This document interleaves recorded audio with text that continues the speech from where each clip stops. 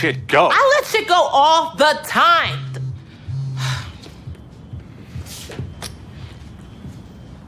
What is this about? I do whatever you want, Molly. Hey guys, and welcome to Little Black Book. You know what time it is. Talking to you guys about Insecure episode 10, talking about the body language and the color language in this episode. We're going to talk specifically about Andrew and Molly. We're going to break it all the way down. Make sure you like, share, subscribe, click on the bell button if you're new for the uploads of the notifications. For those of you returnees, you already know the model. You got the minerals, you got the minerals,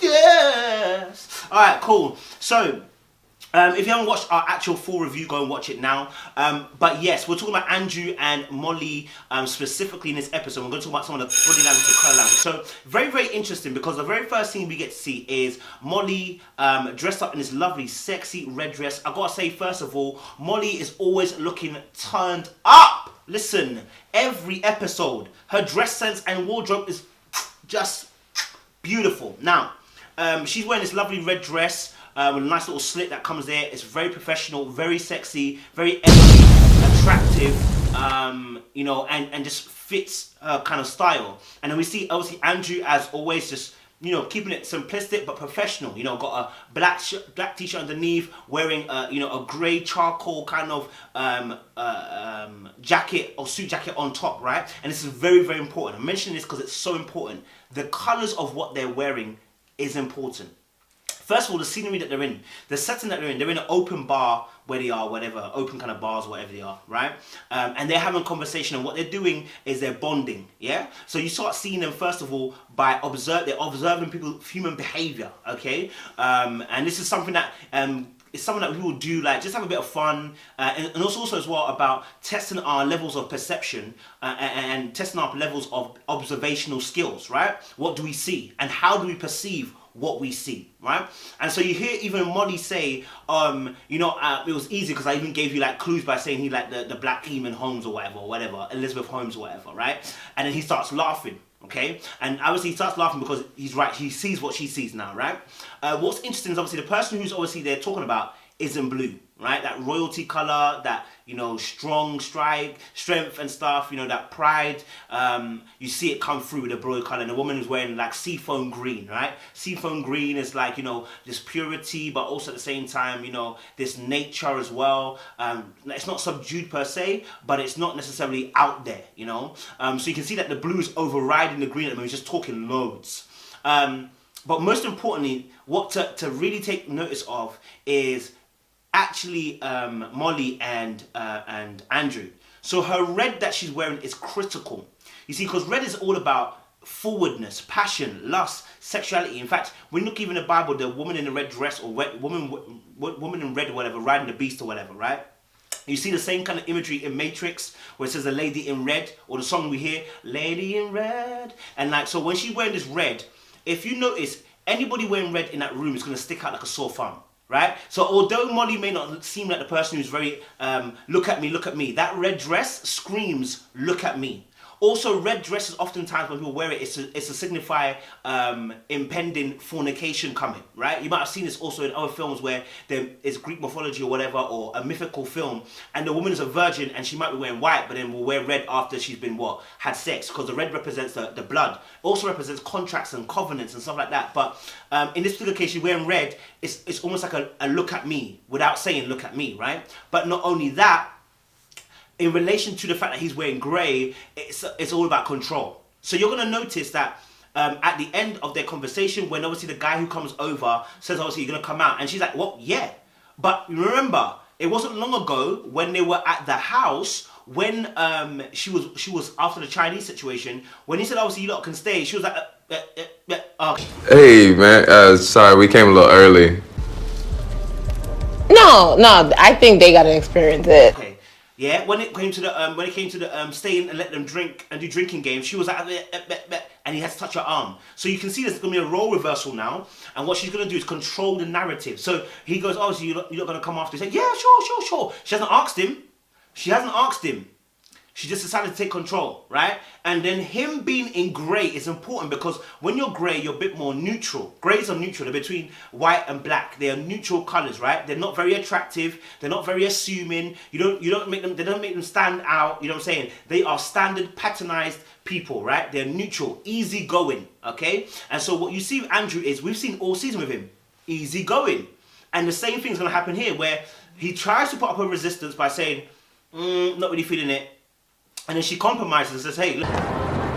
What if I talk to the bartender and have him play one of your artists, and then it can be like a work event for you too? Look, I'm gonna let's do this. Come on, let's do this. I will even throw in this little thing for you as well, right? And he goes, okay, cool, I'll do it, because he's go with the flow. That's Andrew for you. But that showed us very early on that my guy is going somewhere else. He's on a different path. All right. Fast forward, he didn't come into the house. Really interesting because the setting is now different. You see, because settings make a difference. When you're out in public, certain things don't come out. Yeah, when you're in public, your thoughts stay secret. When you're in secret, your thoughts become public. And so it's almost biblical. The Bible says, listen, go into your secret room and pray. You know what I'm saying? And as you do that, as you're doing that thing in private, God will elevate you what? Publicly. Same kind of principle. We don't speak in the public about our secret things. We talk about our secret things in a more private space. You know what I'm saying? So when we're now seeing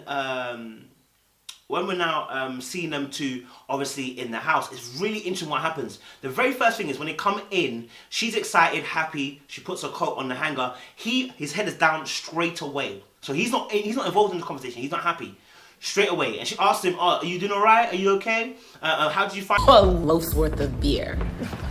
Did you have a good time? Find it? He goes, When he says, it's not a response. You know what I'm saying? He's already showing the case already straight away. He's not on it. He's not feeling it. All right, cool. But Andrew happy-go-lucky, he's going to continue and press it forward. All right, cool. Two things happen. She goes into the room. He goes in to sit down in the living room, right? And now we get this contrast shot where you're seeing her in the far shot and him in the near shot, right? And what we're seeing is her again in red, now taking her shoes off, etc., etc. Remember, being in red is important, right? It's about control, it's about the passion, it's about the lust, it's about the anger, it's about the sexual energy, it's about just overall forward thinking. Okay. He then says, obviously, look, we're gonna, I've been waiting, I've been watching LaToya. Like, it's really interesting because obviously he really was trying to again be more inclusive with her again, saying about the whole the LaToya thing, and then she goes, "Oh, really? I'm really tired. I just want to just rest a little bit." She hasn't picked up on the cues, right? And it's interesting because obviously past episodes, she's mentioned that being tired when they were gonna get in a plane, and she was like, but then she decided, okay, I'm gonna do what you want to do, right? And so I get it, you know what I'm saying? I get both of their perspectives. She's tired, her feet are probably aching, she's been up all day, but she decided to stay, remember, she decided to stay for a little bit longer at the party and not go when he wants to go. So now when he wants to now watch the show, what he's complaining about is the fact that you now don't want to work on my schedule. You're now trying to work on your schedule, not our schedule. Do you understand? And so when now she goes, I want to rest down, he's a little bit frustrated.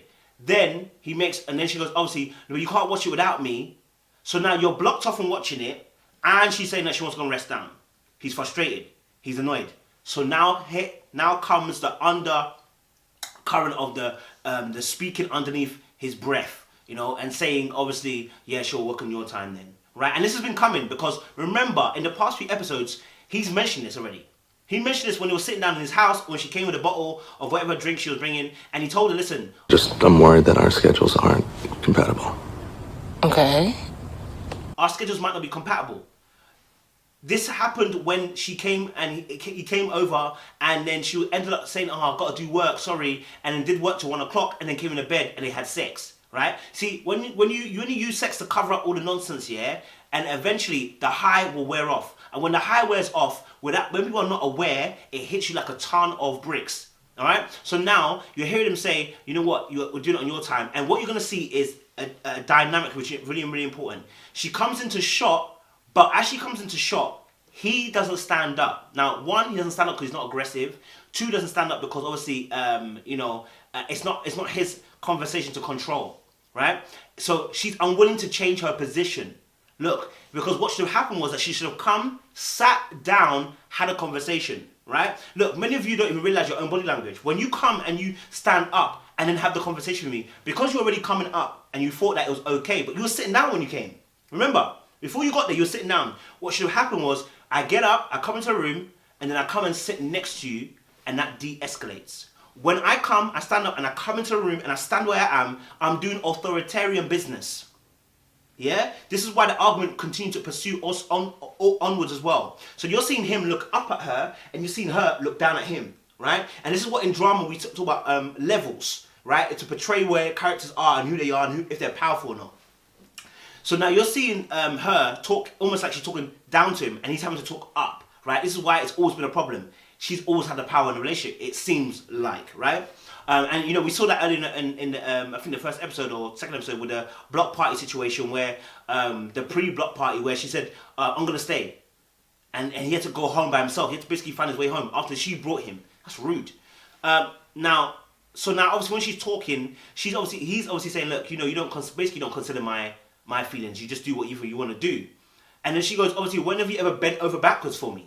Right? Energy. As soon as she gives that energy, it's a problem. Right? As soon as she gives that energy, it's a problem because remember, he's trying to give his viewpoint, and you're gonna see some body language from him. He's first of all, he's got his arm on the chair, and when she comes into the room, he shifts the arm from the chair. He's no longer facing sideways, and he's now facing forwards. He's now face to face. He's ready for confrontation. Unlike in the end scene where he keeps his body to the side, where he's facing forward and he turns his head to the side to talk to Molly. And Molly's facing forward, right? Because in that moment, he's not ready for a confrontation. Remember he said, in that scene where he's talking to her at the end, he tells her, listen, we don't have to talk about this now. He's not even ready to talk. And he's not ready to talk because what he's about to say is going to be painful. Molly's ready to talk because she's ready to be engaged. She's ready to do something. She's on something to do something. Back to obviously the scene. So obviously now, you know, he's facing forward, he's addressing her, and he's stating the fact that, you know... Of course, do it on your schedule. I'm sorry, what? He's bending over backwards. It's him who's having to, his schedule, whenever he wants to do anything, she doesn't want to do anything. He mentioned the fact that she doesn't really deep his thoughts and feelings. And then she's obviously antagonized by that, right? And she's like, what do you mean? When do you bend over backwards? And you know what I'm saying? Like, basically she becomes very defensive, right? Because this conversation's gone from 0 to 100 so quick because things have been swept underneath the carpet. And when things are swept underneath the carpet, there's a thing called pylon. You add several different factors onto it and say da. And that's why it becomes very hard to deal with an issue. One of the things I'm starting to learn in relationships is that you must deal with the issue at hand. Let it be dealt with. Even if it's for 2-3 days, be dealt with it. So that it's not going to pile on later on. So we're dealing with a specific issue. So you can go, listen, let me just deal with a specific issue. I'm not dealing with anything else. We've dealt with those things. This specific issue. And then she said, obviously, I thought we were past that. I thought we were done with that. They were never done with it because I don't think they really fully addressed it. I think they just thought to themselves, we'll leave it as it is and we'll continue onwards. Just like Mexico. In Mexico, the exact same thing happened. They went to bed. Nobody spoke about it. Woke up in the morning. Andrew, being grey, being the colour charcoal that he is, being neutral, being obviously just chill and unbiased, he decided that he's going to continue onwards. Yeah, he's going to say, you know what, it was annoying to have, but I'm going to continue onwards. That's also Andrew's problem. The lack of confrontation or the lack of confronting the issue also causes problems, right? Trying to avoid an argument, yeah, also can cause an argument. Because really and truly, you're not expressing how you truly feel, so then it's gonna eventually build up. And that's what we see with Andrew now. It's been building up. He didn't address it fully when they were having a conversation in the Chinese situation. And now they're here. You know, and now they're here. So, you know, that's obviously an issue right there. And obviously then they're interrupted by a phone call, which is Kelly. And which is interesting because watch the fact that she changes her dress. She's no longer wearing red, she wears grey. Why? This grey is important because grey, like I said, is about neutrality. Grey is about just being unassuming. It's not about standing out. Grey is just meant to just be in a neutral position of wisdom, right? Grey often comes with wisdom, yeah? So you see that's why, obviously, Andrew was wearing grey a lot of times. That grey comes with wisdom. So now, we see her talking with, with Issa, and Issa's wearing that dark green, that militant, that kind of, naive, happy, innocent kind of going. And then you see the scene where Issa actually indirects Molly about the fact that we bought things for you on the whole table, which is you on the table. And Molly doesn't react. Now, she doesn't react because of obviously the environment, but also that grey that she's wearing now means she's now neutral. She's now no longer on the attack. She's no longer in control. She's no longer about trying to be out there. She's just trying to help. You know what I'm saying? She's not on that vibe no more. And so you see that but she doesn't say anything. A bit like in the role reversal when it was Tiff, and it's funny because it happened with Tiffany again. The sly dig by Molly when they came over for the baby shower thing, right? And Molly said to her, "Well, if you'd been here, you would have known that it goes here." So it's interesting that we get a contrast of 2 episodes, but it's the same people that were there, with the Tiffany, with the girls. So they have a habit of shooting shots at each other in front of people, which is kind of wild. Well, the same people anyway. So that's interesting as well. And then we get the end scene with herself and Andrew. And I think this is where it really is interesting because she's wearing a pastel green and he's wearing a brown. Now I want to just read out some things to you. So pastel green represents perfectionism and purity, obsessiveness and compulsive traits and desires, and a freshness. And then brown is like nature, outdoor, not focused on their appearance, intuitive, reserved and personality, practical, straight talking, and lends a hand to those who need it, responsible, trustworthy, confident, and not forthcoming. And this is what we see actually with Andrew. He's not very forthcoming, but he is very trustworthy. He's stable, and he's not we don't see this person who values outer appearance so much. He can be dressed well, but he doesn't. We don't see a vanity from him, right? So when you're seeing him wearing his brown t-shirt and then she's wearing his seafoam green, her perfection, Molly's perfection, and compulsiveness, if you want to call it that, with her work and with the fact that she's very OTD with the work, and the fact that she's so driven as well with her career. You see that it's the long hours and everything like that. That's all tied into that seafoam green she's wearing there and then. Be more open. I'll share more. I can be better. I mean, What are you fighting for right now? Understand? And the fact that obviously they're having that discussion. And remember, again, the seafoam green with the brown, again, it complements each other, the colours, right? And so they should really be balancing each other out. And where we're seeing it is that you see this desperation from Molly, and the fact that she's facing him as well, and he's got his side to her, says really volumes. Because unlike the first argument they had, she's faced to him and ready to talk and to take action to change where they're going. He sits sideways and he's unwilling to shift his body, which means he's unwilling to change his perspective. He has a perspective already and he's unwilling to change it. Unlike in the first argument where he was willing to argue, here he's not willing to argue. He's unwilling to change his perspective. He's not changing his body stance. And that's so important because where that shows us obviously that he's not that she was in a place where she was willing to, I guess, at least put the work in to change. At least put the work in to change. She was there. But he has reached the tether and reached his end. Is this what you really want, Molly? And he said he's been thinking about it for a very long time. He's been stewing on this, okay? And it just happens to come out now.